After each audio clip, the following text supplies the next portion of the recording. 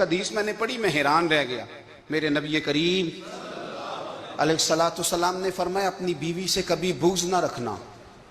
اگر اس کی ایک بات ناپسند ہو تو اسے چھوڑ کے وہ بات دیکھو جو تمہیں پسند ہے.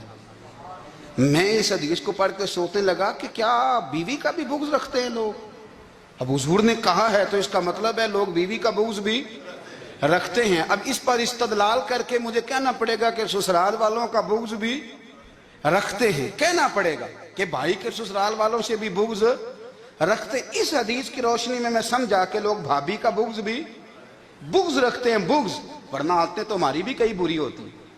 اگر عادات ایک وجہ بنے اختلاف کی تو عادتیں تو ہماری بھی کئی بری ہیں، لیکن ہم اپنی بری عادتوں سمیت اپنے آپ سے پیار کرتے ہیں، اور سامنے والے کی ایک بھی عادت بری ہو تو اس سے بغض رکھتے ہیں. بغض نہ پیدا کریں. میرے نبی پاک علیہ الصلوۃ والسلام نے فرمایا کچھ چیزیں تمہارے دین کو مونڈ ڈالیں گی، تباہ کر دیں گی، کاٹ دیں گی. حضور کون سی؟ فرمایا حسد، تکبر اور بغض.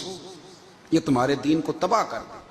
ہم بے چین اس لیے ہیں کہ ہم نے بہت سارے لوگوں کا بغض پالا ہوا ہے، اور ہر فیلڈ میں سیاستدان نے سیاستدان کا، ذاتیات پر اتر کے بات کرتے ہیں. معزز ترین لوگ، تاجر نے تاجر کا، اللہ ماشاءاللہ بعض جگہ پہ اہل علم بھی ایک دوسرے سے عداوت رکھتے ہیں. خدا را دل رب کریم کے آنے کا ٹھکانہ ہے. یہ صاف ہوگا تو اس میں رب رسول کے جلوے ہوں گے. اگر اس میں عداوت ہو، اس میں بغض ہو، اس میں کینہ ہو، نفاق ہو. سنیں میرے رسول کریم حضرت ابوبکر صدیق رضی اللہ تعالیٰ عنہ کہتے ہیں میں رو ہی پڑا. مکہ فتح ہوا نا تو اکرمہ بن ابو جہل نے پیغام بھیجا کہ میں نا کلمہ پڑھنے کے لیے آ رہا ہوں. بات لمبی ہے، میں موضوع پہ رہنا چاہتا ہوں. کہتے ہیں جب وہ آنے لگا نا تو نبی پاک نے ہم سب کو بلایا. ہم حاضر خدمت ہوئے تو حضور فرمانے لگے کہ اس کے باپ نے نا بڑا ظلم کیا ہے ہمارے ساتھ. ابو جہل نے بڑا ستایا ہے، بڑی تکلیف دی ہے. آپ مجھے بتلائیں کہ وہ ایک دفعہ کسی شادی پہ بحث ہوتی ہے بیوی کے بھائی کے ساتھ، پھر ساری زندگی اس بیچارے کو معافی. وہ 10 دفعہ گھر آتا ہے معافی مانگنے پر سوال ہی نہیں پیدا ہوتا. میں ہو مجھے ہی کہہ دیا، یعنی پھر میں مجھے ہی کہہ دیا آپ نے، اور میری شان میں بے ادبی، اور پھر میں معاف کر دوں؟ توبہ توبہ توبہ، یہ کیسے ہو سکتا ہے؟ میری ناک نیچی ہو جائے گی. اور آپ نے مجھے کہہ دیا، سوال ہی نہیں پیدا ہوتا. اور یہ رونا میں اکثر ہوتا ہوں کہ شادی والے دن داماد صاحب کا زیادہ دماغ خراب ہوتا ہے. جب چھوٹی سالی کی شادی ہوتی ہے نا اس دن اس کو بخار چڑھتا ہے، کوئی اس کو کان میں کہتا ہے تیری عزت نہیں کر دے. اس دن اس کا دماغ خراب ہو جاتا ہے، بچے اٹھا کے نکل آتا ہے. وہ بیچارہ سسر منتیں کر رہا ہوتا ہے کہ تیری مہربانی آ جا، یہ عزت کرا رہا ہے. تو میں نے کہا احتجاج کر کے جو عزت کرائی جاتی ہے وہ عزت نہیں ہوتی. ہاں یہاں مانگ کے عزت لیتے ہیں لوگ، یا احتجاج کی کوئی عزت ہے؟ آپ کے اندر کمالات اتنے ہوں کہ آپ کی عزت کرنے کو دل چاہے، یعنی مزہ آئے، یعنی لطف آئے، یعنی آپ دور بیٹھے ہوں تو کسی کا دل کرے آپ کو اسٹیج پہ بلانے کے لیے. یہ کیا بات ہوئی کہ چھائے جانا اور بھاگ کے آگے جانا؟ ان سے نکلیں.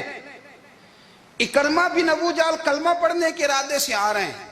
حضور علیہ السلام نے صحابہ کو بلایا. کتنی زیادہ عداوت رکھی جا سکتی تھی معاذ اللہ. کب سے وہ چلا تھا ظلم کرنے، اور اس کے بعد اس کا بیٹا شروع ہو گیا. کتنی باتیں تھیں جو ناقابل معافی تھیں، پر کریم رسول نے ہمیں بتلایا ہے کہ سکون والی زندگی کہتے کس کو ہے. جب سب لوگ جمع ہو گئے تو حضور نے فرمایا بھئی وہ کلمہ پڑھنے آ رہا ہے، اس کے باپ نے ظلم بڑے کیے ہیں، پر میری نصیحت یہ ہے کہ اس کے سامنے اس کے باپ کو برا نہ کہے. خبردار کوئی اس کے سامنے کوئی بات نہ کرے. اب وہ کلمہ پڑھنے آ رہا ہے، مطیع ہو کے آ رہا ہے، بان کے آ رہا ہے. کہتے ہیں اللہ کے رسول نے نا کافی دیر تک خطبہ دیا، بریفنگ دی، بات سمجھائی. جناب صدیق اکبر کہتے ہیں میں رو پڑا.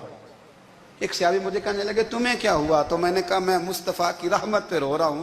دیکھو کن کے لیے حضور گراؤنڈ بنا رہے ہیں، دیکھو کن کے لیے حضور تیاری کر رہے ہیں، جنہوں نے ساری زندگی دشمنی کی. خدا را یہ اندر سے عداوتیں نکال پھینکو.